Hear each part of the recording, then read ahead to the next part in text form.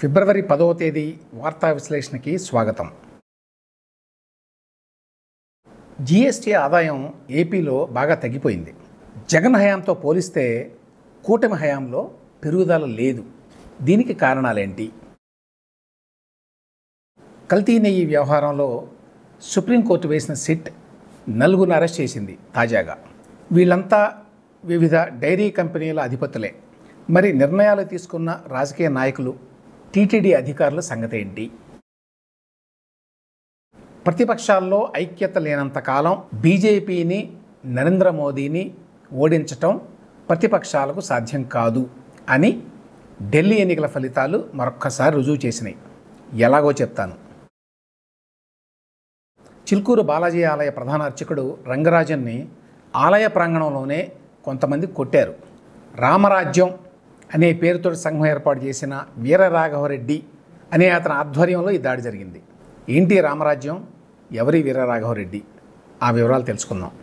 ఈ వీడియోలో ఉన్న అంశాలని విడివిడిగా చూడాలనుకున్న వారికి కింద డిస్క్రిప్షన్లో టైం స్టాంప్స్ ఇచ్చాను. ఆంధ్రప్రదేశ్లో జనవరి జీఎస్టీ వసూళ్లు బాగా గణనీయంగా తగ్గిపోయినాయి. జగన్ హయాంతో పోలిస్తే ఈసారి పెద్దగా పెరుగుదల లేదు. అంతేకాదు దేశవ్యాప్తంగా మిగతా రాష్ట్రాలన్నీ కూడా జీఎస్టీ వసూళ్లలో డబుల్ డిజిట్ గ్రోత్ సాధించినాయి. ఏపీ ఏమో ఎక్కడ వేసిన గొంగళి అక్కడే అన్నట్టుగా ఉంది. ఆంధ్రప్రదేశ్లో 2025 జనవరిలో జీఎస్టీ వసూళ్ల పెరుగుదల 0 ఉండగా వేరే రాష్ట్రాల్లో ఎంత ఉందో ఈ పట్టిక చూస్తే అర్థమవుతుంది. పక్కనే ఉన్న తెలంగాణ తీసుకోండి. 23-24 జనవరి నెలలో తెలంగాణ జీఎస్టీ వసూళ్లు 5,448 కోట్లు ఉంటే అది 24-25 జనవరిలో అంటే మొన్న జనవరిలో 6,017 కోట్లు ఉంది. అంటే 10% గ్రోత్ ఉన్నట్టు. అలాగే తమిళనాడులో 20%, గుజరాత్లో 11%, కేరళలో 8%, కర్ణాటకలో 8%, బీహార్లో కూడా చివరికి 8% జనవరిలో జీఎస్టీ వసూళ్లలో గ్రోత్ ఉన్నది. అదే ఆంధ్రప్రదేశ్కి వస్తే 0. 23-24 జనవరిలో ఆంధ్రప్రదేశ్లో జీఎస్టీ వసూళ్లు 3,587 కోట్లుంటే 2024-25 జనవరిలో అంటే మొన్న జనవరిలో 3,604 కోట్లు మాత్రమే ఉంది. అంటే 0.47% గ్రోత్ అన్నమాట. నిజానికి గత 3 నెలలుగా ఇదే పరిస్థితి. పోయిన అక్టోబర్ నెలలో మాత్రమే కొంత గ్రోత్ ఉంది. అప్పుడు 12.10% జీఎస్టీ వసూళ్లలో పెరుగుదల ఉంది. అదే నవంబర్కి వచ్చేసరికి -9.62% తగ్గింది అన్నమాట. అలాగే డిసెంబర్లో కూడా 6.46% తగ్గింది. ఇక జనవరిలో ఇంతకుముందు చెప్పినట్టు 0.47% పెరిగింది. అంతేకాదు 24-25 ఆర్థిక సంవత్సరం ఏప్రిల్ నుంచి అంటే 24 ఏప్రిల్ నుంచి జనవరి వరకు ఈ పీరియడ్లో ఎక్కువ కాలం కూటమే ప్రభుత్వంలో ఉంది. అప్పటి వరకు జీఎస్టీ వసూళ్లలో నమోదైన అభివృద్ధి రేటు 0.3% ఉంది. దీన్ని బట్టి చూస్తే కూటమి ప్రభుత్వంలో ఆర్థిక వ్యవస్థ చాలా మందగమనంలో ఉంది అనే విషయం స్పష్టంగా అర్థమవుతోంది. కారణాలు ఏమిటి అని తెలియదు. ఇది నిజమని చెప్పడానికి మరొక ఉదాహరణ కూడా తీసుకోవచ్చు. జనవరి 2025లో దేశవ్యాప్తంగా 15% గ్రోత్ ఉంటే అంటే 2 వీలర్సు, 3 వీలర్సు, ట్రాక్టర్లు వీటి కొనుగోళ్లలో ఆంధ్రప్రదేశ్లో 0.75% మైనస్లో ఉంది.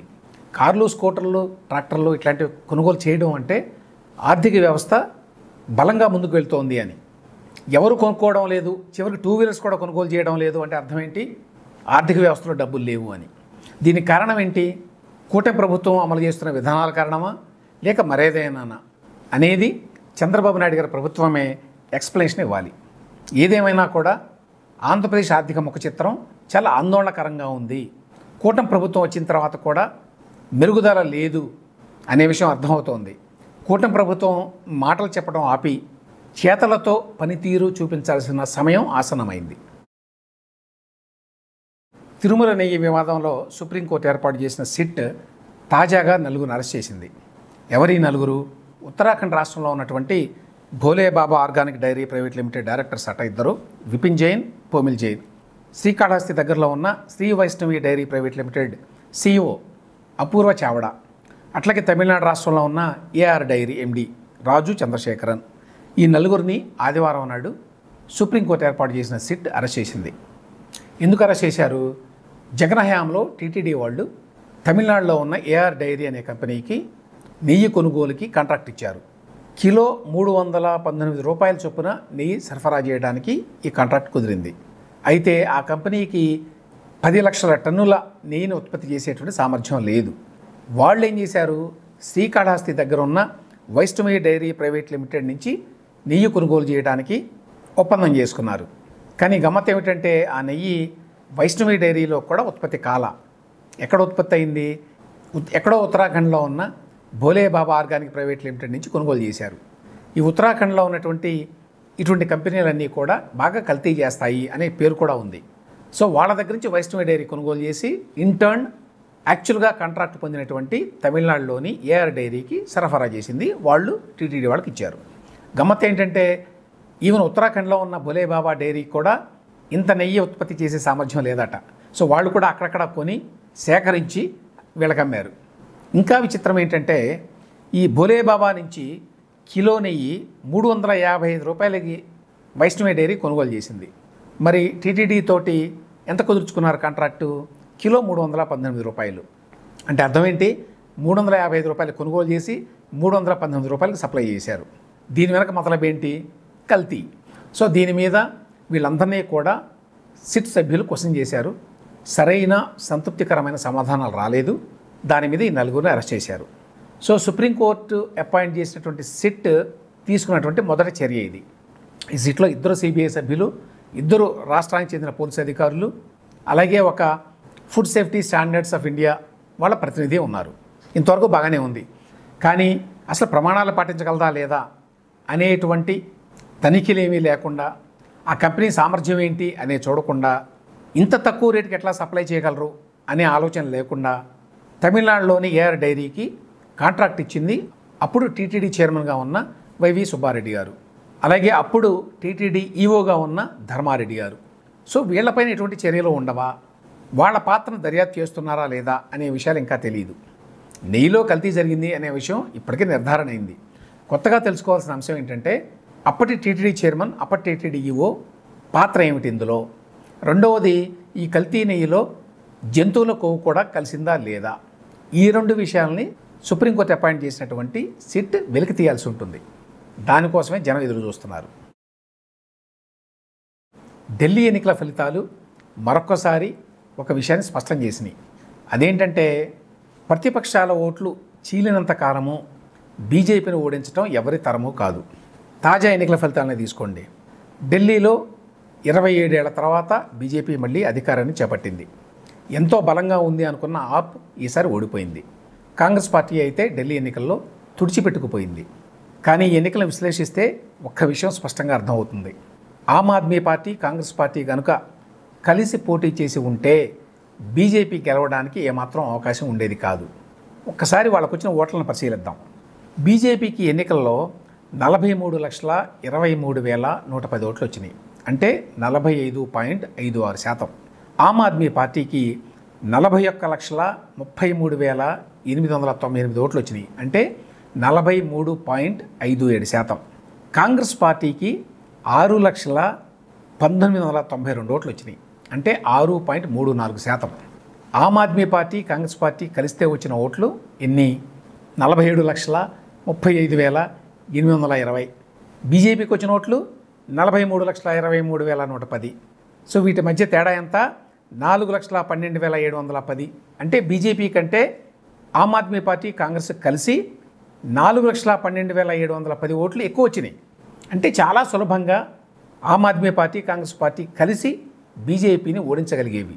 ఇక బీజేపీ, ఆమ్ ఆద్మీ పార్టీ మధ్య ఓట్ల వ్యత్యాసం ఎంత?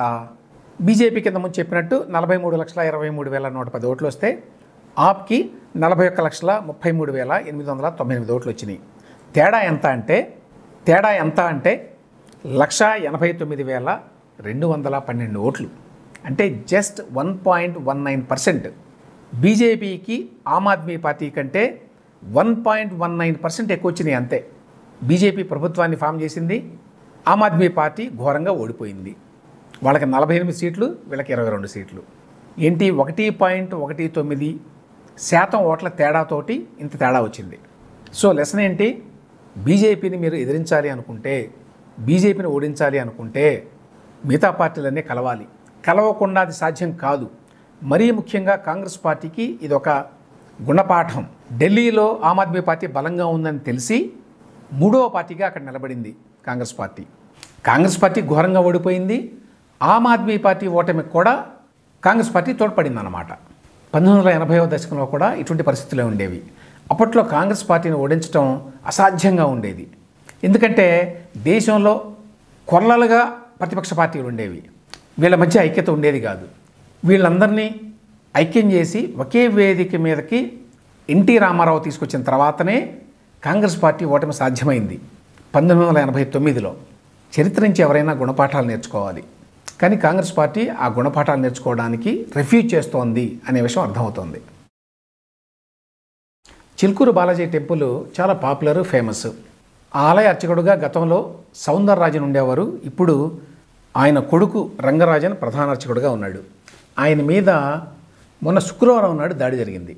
దానికి సంబంధించిన వీడియో కూడా ఇప్పుడు సోషల్ మీడియాలో ఉంది. ఆ వీడియోలో ఏముంది? అర్చకుడు రంగరాజన్ కూర్చోబెట్టి కొంతమంది నల్ల డ్రెస్సులు వేసుకున్న వాళ్ళు, రామరాజ్యం అట వాళ్ళ సంఘం పేరు, దాని తరఫున వాళ్ళంతా రంగరాజన్ని బెదిరిస్తున్నారు. చివరికి భౌతికంగా కూడా దాడి చేశారట ఆయన మీద. ఆ వీడియో చూస్తే అర్థమవుతుంది. గుంపుగా వచ్చి వాళ్ళంతా రంగరాజన్ గారికి క్లాసులో పిగుతున్నారు.